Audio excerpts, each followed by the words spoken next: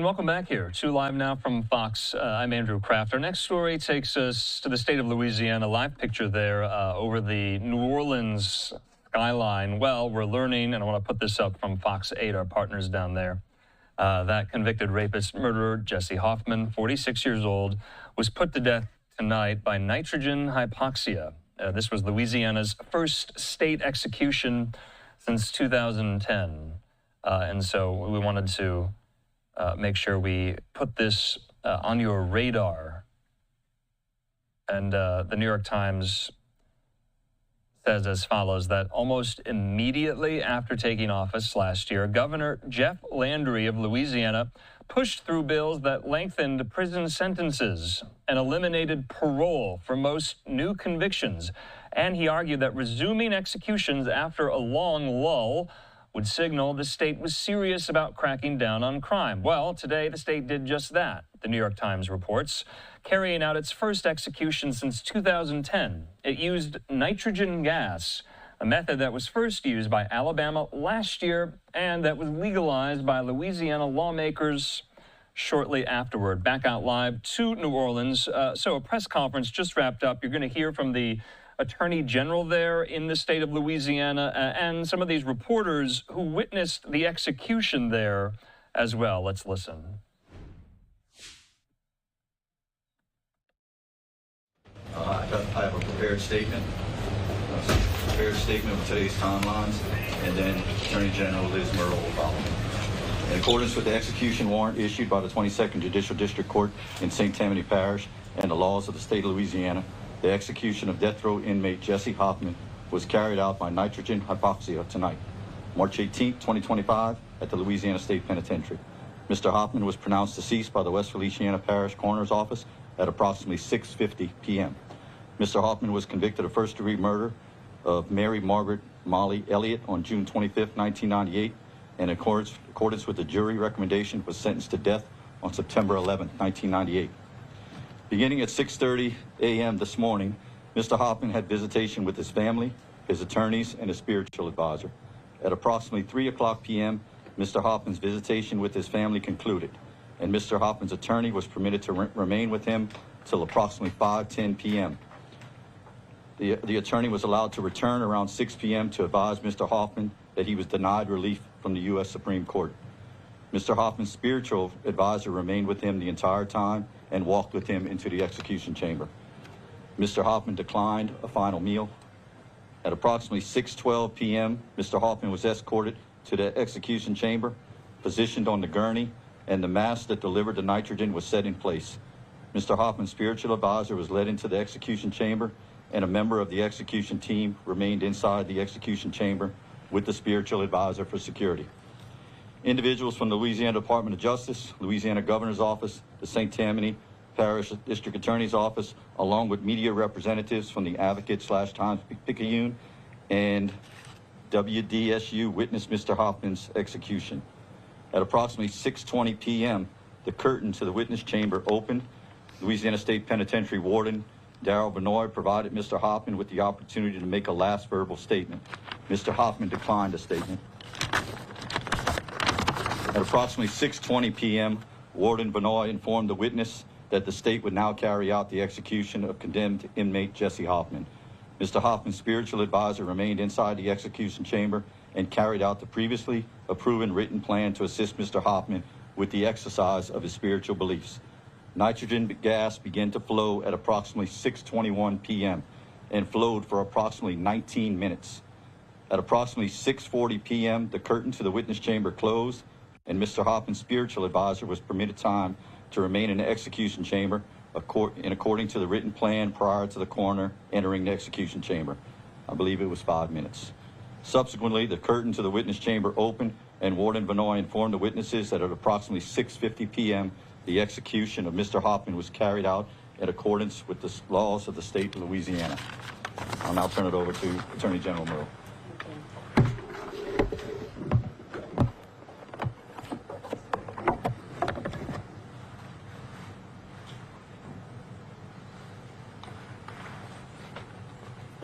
This was Mary Margaret Murphy Elliott. She was known to her friends as Molly. On November 28, 1996, on Thanksgiving Day, a duck hunter found Molly Elliott's naked, dead body abandoned on a makeshift dock where she had been shot in the head execution style after being kidnapped, robbed, terrorized, raped, and marched to this desolate spot for her death. Molly was brutally and mercilessly raped and murdered. She was only 28 years old. That was nearly 30 years ago. Tonight, justice was served for Molly Elliott and for the state of Louisiana. Molly's husband told USA Today, Molly was a cherished person who missed out on motherhood, a promising and successful career, and a life in the country on the property we bought together. Hers was a life that was so full of hope and promise for a beautiful future. The loss of Molly is a scar we will forever carry, and it will never heal. Governor Landry and I made a promise to the citizens of Louisiana and the family members of the victims of these heinous crimes that we would put them first and that we would follow the law. The last execution in Louisiana was in 2010 of Gerald Bourdillon, who waived all of his final appeals. Justice has been delayed for these victims and their families for far too long. I, along with my office, remain committed to ensuring that justice is carried out in all the death penalty cases. Jessie Hoffman was convicted and sentenced to death by a jury for his heinous crimes. He received multiple appeals. He received even more appeals and review in the last several days. Now he faces his ultimate judgment before God.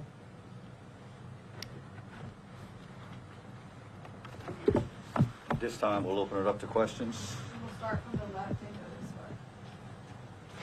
way. Can anyone at the prison staff speak to how sort of morale was affected on prison staff among prisoners in the days leading up to the execution? Can we get Warden Benoit? Warden Benoit, come on up here.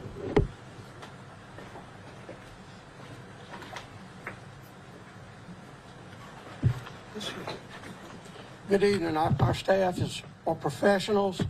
Their morale was not affected. You know, I'm sure that they all have their own views, but I'm so proud of my team, my staff. Everyone was so professional. They showed Mr. Hoffman dignity and respect and did their jobs, and I am proud of them. The death row inmates, today they were kind of quiet, but that's to be expected. I've seen that in the past, but no problems, very respectful, just kind of quiet and solemn today. Were any members of the victim's family in attendance? They were not, but the governor and I have both been in contact with them, as have people from the district attorney's office in St. Tammany and the detectives who investigated this case from the outset. So they've been in close contact with the family. Commissioner Warden, any problems that you guys, obviously this is something that's brand new to you guys, using as an execution tool. Is there anything that you ran into, any concerns, any problems with this being carried out for the very first time? I'll tell you, my staff, as everybody knows, we follow the protocol of Alabama. Again, we let them lead the way and we followed them. We actually probably did a little bit better than they did with some of the equipment we did, and we've made some tweaks to what they did. It was flawless. It went about as good as we can expect. We expected it to be. We had no problems. We are, like the warden said, our staff is trained for this, and it went about as flawless as we could expect it to be. There was nothing that happened that we weren't ready for. Anyone else? Yes, sir. What is your message to the people outside who are there with the vigils, saying and it's not just for the inmate, but also the victim, but they're saying they want the death penalty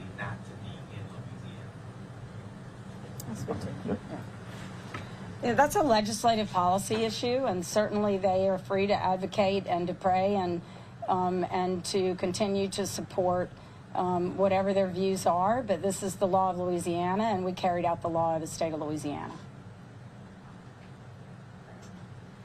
So you said that you and authorities have been in touch with the family of Molly Elliott, and they were not unanimously in favor of carrying out this execution. So what do you say to the family not in favor of execution in this case as well as other cases going forward? And will you hear the concerns of family members of victims who don't want to see execution? I can tell you that Molly Elliott's immediate family members did not oppose this moving forward. They are grateful to have finality, and I was in direct communication with them during this process. So, you know, other people might have their opinions, but I don't think it was the opinion of the immediate family members. I think they're grateful to have finality. What was frustrating for them is that it took 30 years. In the back. So will this execution speed up the process of other inmates who are on death row? We certainly expect to go back and look at how to make sure that we move these cases along. I've already been looking at that, looking at every case and what the status is of every case. Some of these cases have been sitting for a couple of decades with motions that the defense attorneys, frankly, should have moved forward a long time ago. We'll address those issues as we can, but yes, we expect to move more forward. Going off of that, since you guys say this is the first successful execution in 15 years, how soon do you expect the next execution, and how many executions are you expecting to be carried out this year? I couldn't answer that. They're at all different stages in litigation, and because this one did move forward, there have been new filings in a lot of these cases, and we just have to go sort that out in the court. So it's really impossible to say, but my staff, my team, and I really want to compliment all of the lawyers that work together with the district attorney's office in St. Tammany, with my office, really all kind of came together because there were filings in multiple courts for the last few days. And, you know, I think that will continue to happen, but we're going to start working our way through motions and begin to clear the underbrush and move these cases forward. Everybody deserves the justice that the state promised to them in these cases, and I think that it's important for us to be able to move them forward. A.G. Merle, you've advocated for this policy for a long time. Did you face like the potential of witnessing the execution, and if so, did you wrestle with that? I certainly had the opportunity to. I sat by a phone because somebody had to sit by the telephone. So I sat and waited by the phone in case there was something that I needed to communicate to the room. My staff was present.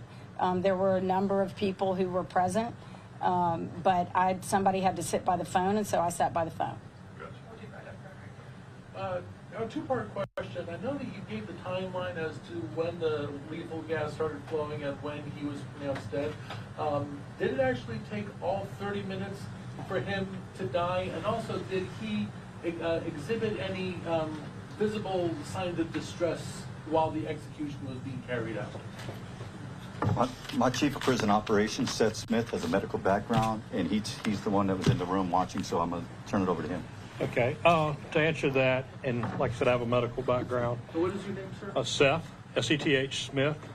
I've got a degree in nursing, and I practiced and had a license up until 2010, which time I let it lapse. So I was a nurse for over a decade. I've seen a lot of deaths. I was even hospice administrator for some point in time. 6:21, the gas was turned on, the nitrogen was turned on. Around 6:23, he did have some convulsive activity. And I was told he may have had even some fine motor stuff after that I personally didn't see from my angle. Nothing that I would say is consistent with pain. Nothing that I would say is inconsistent with death. You know, when the normal dying process, people do things such as agonal respirations. They will raise up. They will do things like that. Just even somebody that's terminal illness with high doses of morphine, things like that in their system. So, you know, he did move. He did shake very briefly. And when you asked, did it take the entire time, our protocol calls for us to go 5 minutes after flatline. And you don't go from a normal rhythm, your heart's beating, everything's hunky-dory, to flatline. You go through various phases where you're dead. You know, we waited till there was no electrical activity in the heart, which took, I want to say 14 minutes, and then we went 5 minutes beyond that. So we went 19 minutes. But he, in essence, was clinically dead very quickly. Very quickly. Does that answer your question? Oh, yeah, absolutely. Okay, thank you. Okay, so you're listening there to witnesses of this execution of the prisoner Jessie Hoffman, the first time the state of Louisiana has, one, executed someone since 2010, but also the first time the state used the method of nitrogen hypoxia, a method first used, I believe, both nationally and internationally in Alabama last year here. I want to put this up from Governor Jeff Landry of Louisiana, saying this, that in Louisiana, we will always prioritize victims over criminals, law and order over lawlessness, and justice over the status quo, saying if you commit heinous acts of violence in this state, it will cost you your life. Plain and simple. He calls this the fulfillment of the promise of justice for Molly Elliott and her family. The prisoner, Jessie Hoffman, was put to death tonight for the 1996 abduction, rape, and killing of Molly Elliott, who was a 28-year-old advertising executive from New Orleans. And so the method was their nitrogen hypoxia.